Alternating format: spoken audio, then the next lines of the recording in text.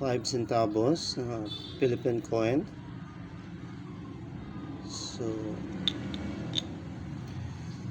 So we talk about sa iyahang information about these coins, no?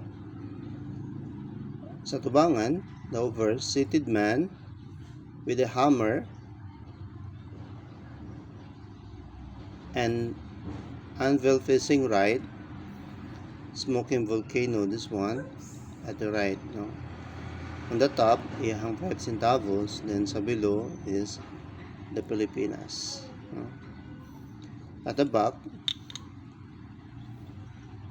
so this is the coat of arms of the Philippines. On the top is the United States of America. Then the year is 1944.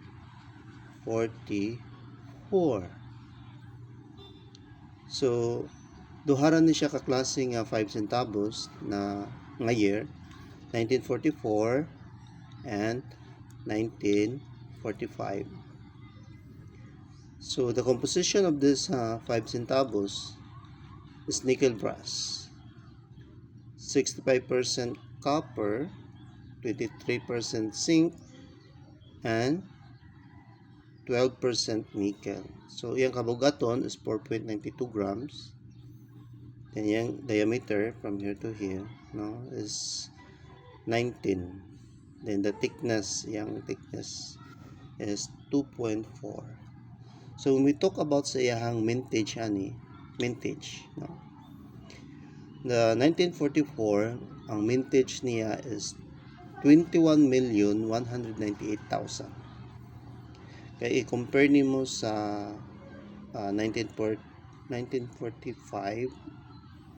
sa 1945, no, is the billion iyahang mintage. Sa 1944 na siya duha kaklase. 1944 without mint mark, wala siya mint mark here.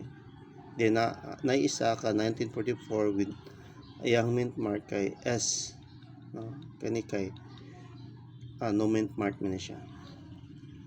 So it's a beautiful coins, Philippine coins, now 1944, so pila na siya ka years now. So thank you.